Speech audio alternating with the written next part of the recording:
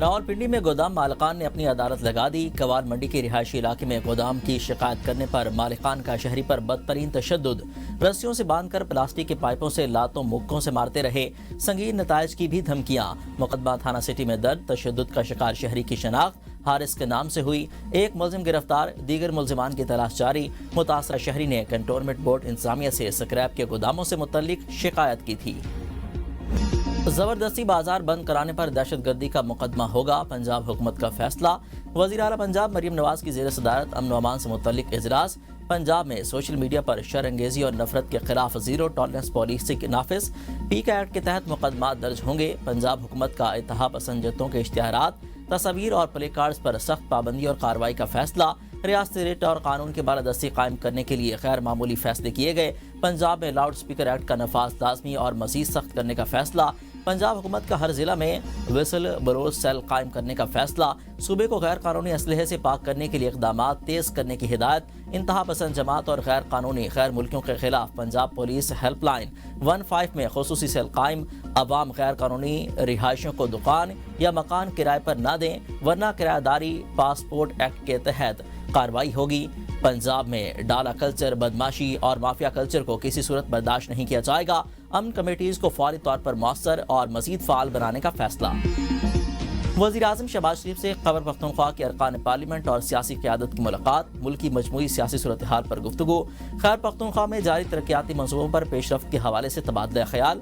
ملاقات میں وفاقی وزراء، انجینئر امیر مقام سردار محمد یوسف عطا اللہ تارڑ، رانا مبشر اقبال، مشیر وزیر اعظم رانا ثناء اللہ، ارکان پارلیمنٹ پیر صابر شاہ، کیپٹن صفدر، مرتضیٰ جاوید عباسی اور سردار مشتاق موجود تھے۔ افغانستان میں جنگ بندی، سرحد پار دہشت گردی روکنے سے مشروط۔ افغان طالبان فتنہ الخوارج کے دہشت گردوں کو قابو میں لائے، ورنہ معاہدہ برقرار نہیں رہ سکتا۔ وزیر دفاع خواجہ آصف کا غیر ملکی میڈیا کو انٹرویو، کہا افغانستان سے دہشت گردی پر پاکستان کا موقف عالمی سطح پر تسلیم کیا جا رہا ہے۔ سعودی عرب، ترکیہ اور قطر کی کوششوں سے پاکستان کے موقف کو تقویت ملی۔ پاک افغان جنگ بندی افغان طالبان کے اقدامات پر منحصر ہے۔ ترکی، قطر افغانستان کے ساتھ معاہدے میں در اندازی نہ کرنے کی شک شامل ہے۔ فتنہ الخوارج افغان طالبان کے ساتھ مل کر پاکستان پر حملے کر رہے ہیں۔ جب تک خلاف ورزی نہیں، جنگ بندی برقرار رہے گی۔ سینٹورس مال میں خاتون سے مبینہ اجتماعی زیادتی کیس میں نیا موڑ آ گیا۔ لاہور میں بھی اسی نوعیت کے 2 مقدمات درج کروائے جانے کا انکشاف۔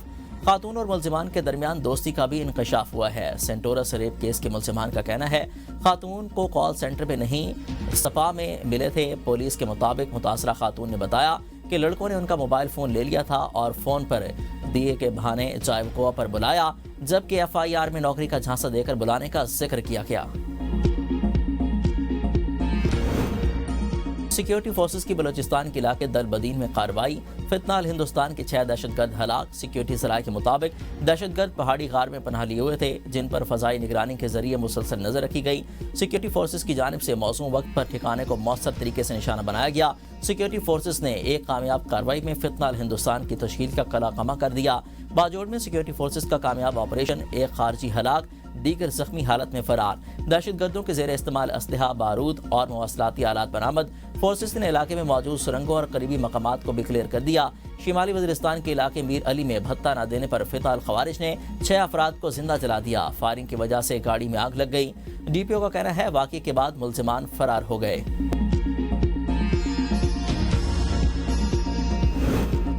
بانی PTI سے جیل میں ملاقات، بارے تمام کیسز لارجر بینچ میں سماعت کے لیے مقرر۔ اسلام آباد ہائی کورٹ کا لارجر بینچ آج سماعت کرے گا۔ وزیر اعلیٰ خیبر پختونخوا سہیل آفریدی کی بانی سے ملاقات کی درخواست بھی لارجر بینچ میں سماعت کے لیے مقرر۔ اسلام آباد ہائی کورٹ کے چیف جسٹس سرفراز ڈوکر، جسٹس ارباب محمد طاہر اور justice Asim Khan larger bench میں شامل۔ مہنگائی سے عوام کا جینا دو بھر، چینی کی بڑھتی قیمتوں نے عوام سے مٹھاس چھین لی، قیمتیں آسمان سے باتیں کرنے لگیں۔ اسلام آباد، راولپنڈی، لاہور، کراچی اور پشاور سمیت کئی شہروں میں چینی 230 روپے سے زائد میں فروخت۔ حکومت نے بھی چپ ساتھ دی عوام مافیا کے رحم و کرم پر۔ شہریوں کا کہنا ہے اب چائے بھی پھیکی ہو گئی، زندگی پہلے ہی کڑوی تھی۔ افغانستان کے ساتھ سرحدوں کی بندش سے اشیاء خورنوش کی قیمتیں بھی بڑھ گئیں۔ ٹماٹر، پیاز اور دیگر سبزیاں غریب عوام کی پہنچ سے باہر۔ مختلف شہروں میں ٹماٹر 700 روپے، لہسن اور مٹر 400 روپے کلو میں فروخت۔ پھلوں کی قیمتوں میں بھی ہوش ربا اضافہ۔ مختلف شہروں میں آٹا نایاب، غریب فاقوں پر مجبور۔ پاک افغان تجارت 11ویں روز بھی معطل۔ ٹرکوں میں لدی اشیاء خورنوش خراب ہونا شروع۔ دونوں ممالک کے درمیان تورخم، چمن، غلام خان اور خرلاچی کے ذریعے تجارت ہوتی ہے۔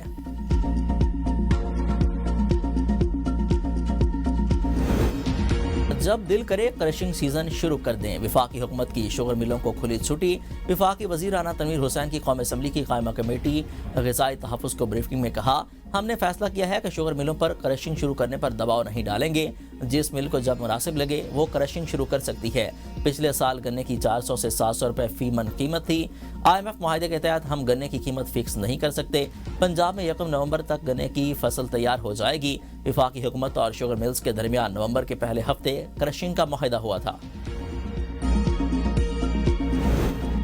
خیبر پختونخوا اور پنجاب حکومت آٹے اور گندم کے معاہدے پر آمنے سامنے۔ وزیر اعلیٰ KP کی گندم اور آٹے کی آزادانہ ترسیل کے لیے پنجاب حکومت کو خط لکھنے کی ہدایت۔ وزیر اعلیٰ سہیل آفریدی نے اجلاس سے خطاب میں کہا، خیبر پختونخوا کو آٹے اور گندم کی ترسیل روکنا آئین کی خلاف ورزی ہے۔ سیاسی اختلافات کی آڑ میں پنجاب حکومت کے بنیادی حقوق سلب کر رہی ہے۔ ایسے اقدامات کی اجازت نہیں دے سکتے۔ وزیر اعلیٰ کو صوبے میں گندم اور چینی کے دستیاب ذخائر اور نرخوں پر تفصیلی بریفنگ۔ وزیر اعلیٰ کی ذخیرہ اندوزی کی روک تھام کے لیے مؤثر اقدامات اٹھانے کی ہدایت۔ وزیر اعلیٰ نے صوبے بھر میں تمام گوداموں کی فوری رجسٹریشن کے احکامات بھی جاری کیے۔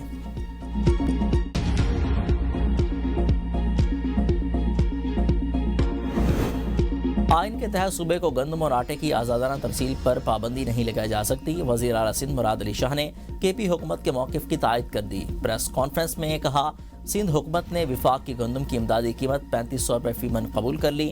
وفاق کی جانب سے صوبائی حکومتوں کو گندم خریداری کی اجازت کی کامیابی ہے۔ سندھ حکومت چاہتی ہے کہ کسانوں کو مزید سہولیات دی جائیں۔ جب بھی کسانوں کو سہولیات نہیں دی گئیں، گندم کی پیداوار کم ہوئی۔ سندھ کے کسانوں کو خوشخبری دینے جا رہے ہیں۔ سندھ حکومت چاہتی تھی گندم کی امدادی قیمت 4000 روپے من ہونی چاہیے۔ کسانوں کے ریلیف سے متعلق بلاول بھٹو نے وفاق سے کچھ مطالبات کیے۔ وفاق سے زرعی انکم ٹیکس پر بھی بات کی ہے۔ زرعی آمدن ٹیکس پرانے ریٹ پر وصول کیا جائے گا۔ نون لیگ آزاد کشمیر میں ان ہاؤس تبدیلی معاملہ پر کشمکش کا شکار۔ آزاد کشمیر کابینہ کا حصہ بننے سے معذرت۔ وفاقی طرز پر آزاد کشمیر میں PP حکومت کی اتحادی رہے گی۔ PP ذرائع کا کہنا ہے کہ PP آزاد کشمیر میں حکومت کے قیام کے بعد وفاقی فنڈنگ بارے تذبذب کا شکار ہے۔ پیپلز پارٹی کو آزاد کشمیر کی بقیہ مدت کے لیے فنڈنگ کی یقین دہانی نہیں مل رہی۔ وفاق سے بقیہ فنڈنگ نہ ملنے پر آزاد کشمیر حکومت ڈیلیور نہیں کر سکے گی۔ پیپلز پارٹی قیادت آزاد کشمیر ان ہاؤس تبدیلی پر نون لیگی قیادت سے بات کرے گی۔ PMDC کے باہر طلباء کا احتجاج۔ PMDC کا کہنا ہے کہ MD CAT 2025 کے تمام انتظامات مکمل کر لیے گئے۔ صوبائی حکام نے امتحان کے پرامن انعقاد کے لیے ضروری تیاریاں مکمل کر لیں۔ امتحان میں سوالیہ پرچوں کی طباعت اور امیدواروں کی ایڈمٹ کارڈ کا اجرا بھی شامل ہے۔ اعلامیے میں کہا گیا، امیدواروں کی سہولت کے لیے PD&DC نے رجسٹریشن پورٹل 2 مرتبہ کھولا۔ سیلاب سے متاثرہ طلباء کو سہولت دینے کے لیے امتحان کی تاریخ میں توسیع کی گئی۔ ہائی کورٹ نے MD CAT کی تاریخ میں مزید توسیع کے لیے درخواست کو مسترد کر دیا۔ MD CAT کے انعقاد میں مزید تاخیر ممکن نہیں۔ ملک کی ترقی کو کلائمیٹ چینج اور بڑھتی آبادی سے شدید خطرہ لاحق ہے۔ وزیر خزانہ محمد اورنگزیب کہتے ہیں، موسمیاتی تبدیلی کی وجہ سے معاشی گروتھ حاصل کرنا مشکل ہو گیا۔ اس کے باوجود ہم نے پاکستان کو ترقی کی راہ پر گامزن کیا ہوا ہے۔